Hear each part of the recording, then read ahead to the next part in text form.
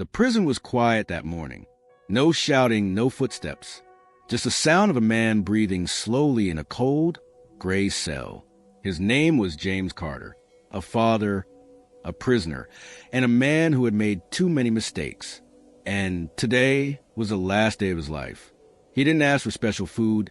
He didn't ask for a priest. He asked for one thing: to see my daughter just once before I go. 15 years earlier, James had everything to a good job, a beautiful wife, and a baby girl named Lila.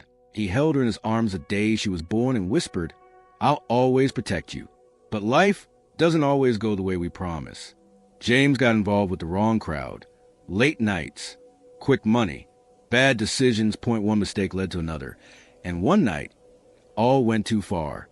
A robbery gone wrong, point one man died. James behind bars for life. For 15 years, he watched his little girl grow up through letters he couldn't send. Every birthday, he'd write one. Every Christmas, he'd draw a card. But he never mailed them, because Lila's mother had told him the truth. She doesn't want to see you.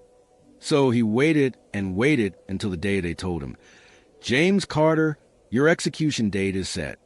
That's when he made his final request: to see my daughter before I die.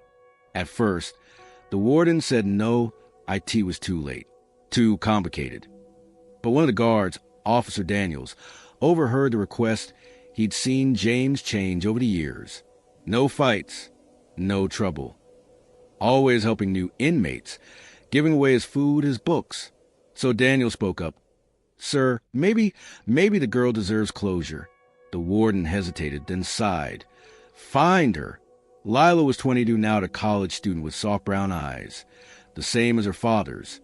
She had no memory of the man she once called Daddy, only the stories her mother told. Stories that painted him as a monster.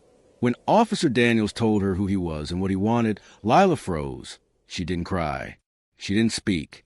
Finally, she whispered, "Why now? Why after all these years?" Daniels looked down.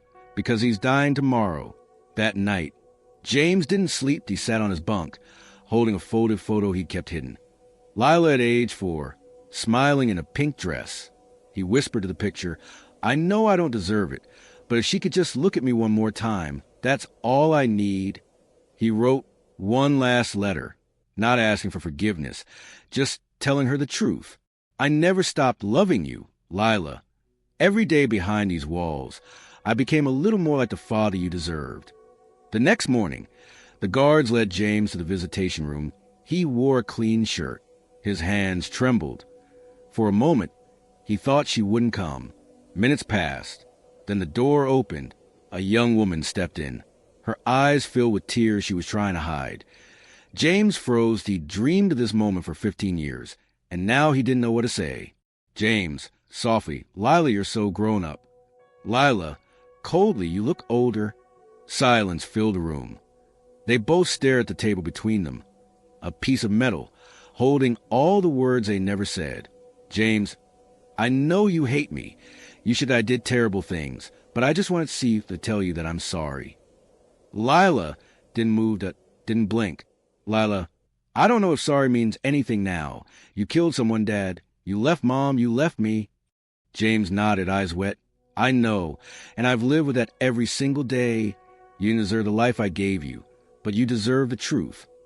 For a moment, no one spoke, just the sound of the clock ticking. Each second brings James closer to the end. Then Lila's voice broke the silence. "Lila, when I was little, I used to tell my friends you were a soldier, that you were fighting somewhere far away. IT was easier than saying you were in prison." Her voice cracked. "And when Mom told me the truth, I hated you, that I hated everything about you. But I still kept that lie alive, because part of me wanted to believe it." James looked up, tears streaming. "Thank you for believing it, even for a while." The guard standing by the door, Officer Daniels. "I was trying not to cry." Then Lila reached into her bag and pulled out a folded paper. "I read your letters," she whispered. "Mom never gave them to me, but I found them after she passed." She placed the letters on the table. All 15 of them. James stared at them in disbelief. His hands shook as he touched the paper, like touching time itself. Then she said the words That broke the entire room. Lila whispering, "I forgive you, Dad." The guard turned away, wiping his eyes. Even the warden, watching through glass, couldn't hold back tears. James buried his face in his hands, sobbing like a child. "James, I don't deserve it." "Lila, no, but you needed it." The clock ticked again. It was time. The guard gently said, "We have to go." Lila stood up slowly. James looked at her one last time, his voice barely a whisper. "James, thank you for giving me peace." "Lila, goodbye, Dad." As she turned to leave, James called out one last thing. "James, Lila, live a life I'd be proud of." She stopped, turned, and smiled through her tears. "I already am." That night, the room was silent again. James was calmed and no fear, no anger. He whispered to himself, "She forgave me." The officer held his hand and asked if he had any final words. James smiled faintly and said, "Tell her I went in peace." 3 days later, Lila stood by a simple grave and no fancy tombstone, just a name, James Carter. She placed a letter on top of it. It read, "I finally met the man behind the stories. He wasn't perfect, but he was my father, and he left this world forgiven." She stood there quietly, tears falling on the grass, and whispered, "I love you, Dad." Then she walked away, sunlight breaking through the clouds, and for the first time in her life, she felt free. Forgiveness doesn't change the past, but it changes how the story ends. Sparkles, if the story touched your heart, share it. Broken heart, someone out there needs to hear that forgiveness is still possible.